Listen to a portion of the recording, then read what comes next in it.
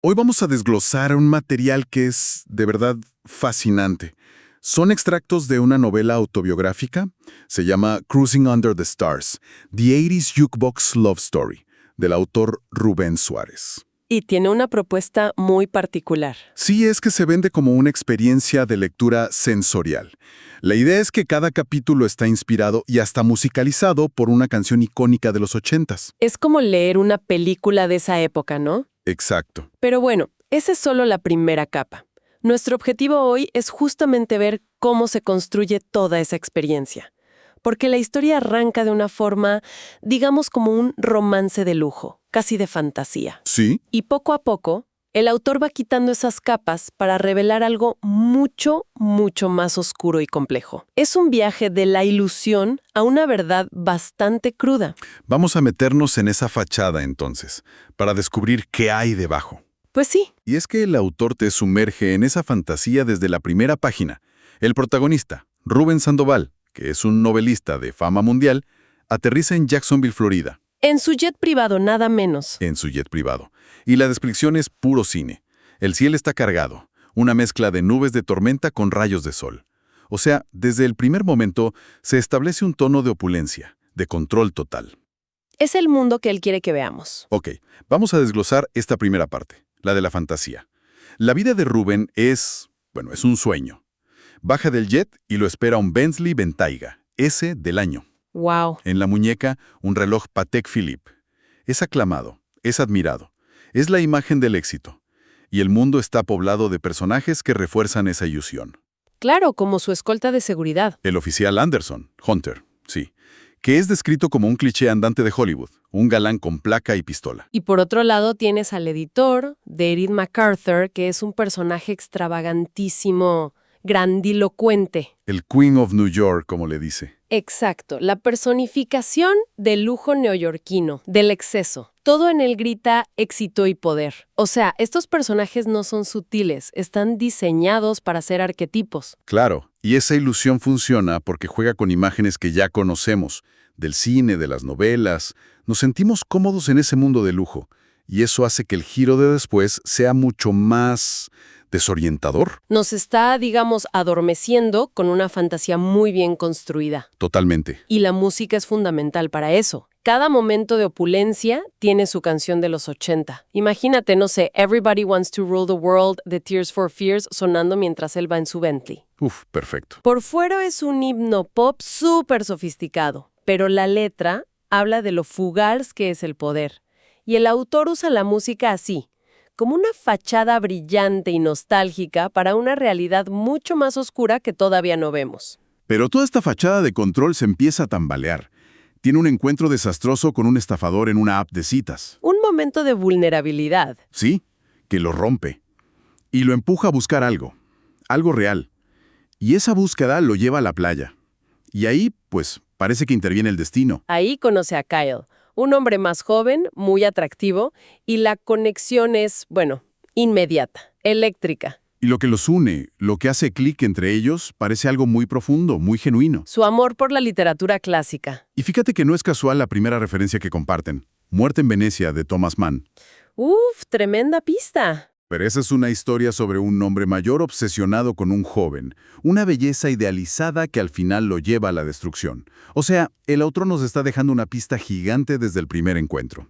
Pero es casi imposible verla en ese momento, ¿no? Porque estás demasiado metido en el romance. Claro. Es que es un detalle brillante. Porque en la superficie parece una simple conexión intelectual. Citan a Oscar Wilde, hablan de la belleza, del arte. El diálogo es poético, la escena es idílica. Se presenta como la gran historia de amor, el pilar de la novela, y además se nos muestra la vulnerabilidad de Kyle. ¿Cierto? Vive en un apartamento modesto, tiene 2 trabajos, carga con un pasado familiar doloroso. Parece el contrapunto perfecto al mundo opulento de Rubén, el ancla a la realidad. Y justo cuando estamos completamente invertidos en esta historia, convencidos de que ya entendimos de qué va el libro, el autor hace algo brutal. Tira de la alfombra. Sí, nos deja caer al vacío. Revela que todo lo que hemos leído, este romance cinematográfico, es una construcción. Y la revelación llega en un lugar inesperado, la sección sobre el autor. Y aquí es donde la novela se quiebra y se convierte en otra cosa. Es que es increíble. El autor nos confiesa que los eventos no están pasando en 2024, como creíamos.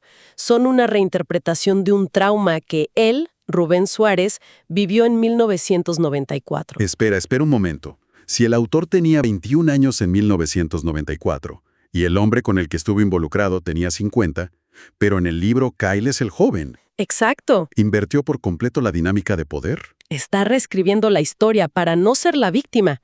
¿Es esa la idea? Esa es exactamente la idea. Es una jugada narrativa increíblemente audaz. El depredador de su pasado es transformado en Kyle, el joven vulnerable y atractivo. ¡Qué locura! Y lo más impactante es la siguiente revelación. Los personajes principales no son personas distintas. ¿Cómo? Son fragmentos del alma del propio autor discutiendo entre ellos en la página. Es casi como si hubiera escrito su propia sesión de terapia y nos hubiera invitado a leerla. O sea que cada personaje es una pieza del rompecabezas de su propia psique. Rubén Sandoval, el novelista millonario, con el jet y el Bentley. Es su yo idealizado. Es la versión de sí mismo que logró el éxito, que tiene el control absoluto que le quitaron a los 21 años. Es el hombre en el que se convirtió mirando hacia atrás con poder. Y Kyle, el interés amoroso. Es la representación de su abusador de 50 años. Es perturbador y genial al mismo tiempo. Al hacerlo joven y vulnerable, le quita todo el poder. Lo desarma por completo. Y finalmente está David MacArthur, el Queen of New York. Su editor. El autor lo describe como su yo superior. Es una versión de sí mismo una década mayor.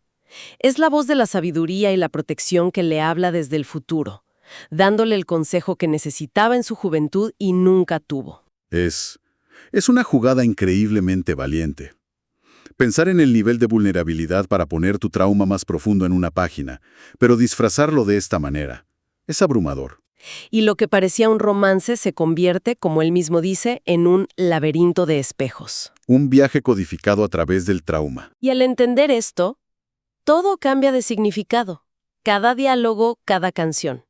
Una canción que antes sonaba romance de verano como Cruel Summer de Bananarama, de repente se resignifica. Claro. Ya no habla del calor de agosto, sino de la crueldad de una situación de abuso de la que no podía escapar. La banda sonora deja de ser nostálgica para volverse una clave, una cifra de su dolor. Entonces, ¿qué significa todo esto en el fondo? La novela romántica se desmorona y emerge lo que realmente es, una confesión. Y salen a la luz todos los temas de los que el autor nos advierte al principio, en esas advertencias de contenido que quizá pasamos por alto. Abuso psicológico y físico, manipulación, la enfermedad del VIH-Sida, un colapso espiritual profundo. Aquí es donde la ficción y la biografía del autor se fusionan por completo. La vida de Rubén Suárez está entretejida en cada capítulo. Él mismo ha contado que fue seminarista y sufrió abusos dentro de la iglesia. ¡Wow! Luego, como un joven inmigrante en Jacksonville, se encontró en una posición de extrema vulnerabilidad, enfrentando la enfermedad, el abandono. Esta novela no es solo una historia que se inventó. El autor la describe como un acto de libertad. Es su manera de tomar el control de la narrativa. Deja de ser una víctima de su pasado para convertirse en el autor. Literalmente. De su presente. El arte como supervivencia. Es un acto de reapropiación. El abusador le quitó su historia y él, a través de la ficción, la reclama. La escritura se convierte en el vehículo para sanar y recuperar su poder. Ya no es el joven de 21 años asustado. Ahora es Rubén Sandoval, el que mueve los hilos. Exacto. Y todo esto nos lleva a la misión que el propio autor declara: transformar el dolor humano en un despertar humano. El mensaje final es de un empoderamiento brutal. Sí. Después de guiarnos por la fantasía y luego revelarnos la dolorosa realidad, la obra culmina con una declaración que resuena con una fuerza increíble. Nunca más seré una víctima. Es un recorrido extraordinario para quien lee. Empezamos con una historia de amor glamorosa, con una banda sonora que te transporta, y terminamos en una exploración psicológica profundísima.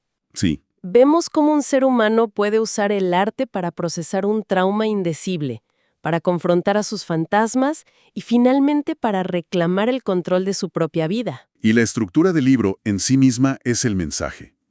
Este despojo gradual de la ilusión para llegar a una verdad que es dura, sí, pero que al final es liberadora. Totalmente. Nos enseña que, a veces, para poder mirar la realidad de frente, primero necesitamos construir una fantasía que nos dé un lugar seguro desde donde observarla. Exactamente.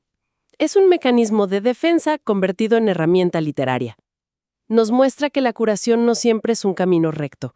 A veces implica rodear la verdad, reescribirla, jugar con ella hasta que pierde el poder que tenía sobre nosotros. Al final, la obra se siente como una invitación a mirar más allá de la superficie de cualquier historia, incluidas las nuestras.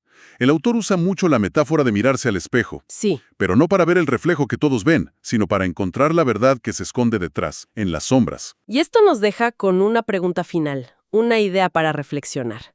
Cuando las instituciones que, en teoría, están diseñadas para ofrecer consuelo y refugio, como fue la Iglesia en la juventud del autor, se convierten en la fuente misma del trauma, ¿hacia dónde puede volverse una persona para sanar? Es una pregunta muy fuerte. Y el autor parece sugerir con esta obra que la respuesta no siempre está afuera, en otra institución o en otra persona.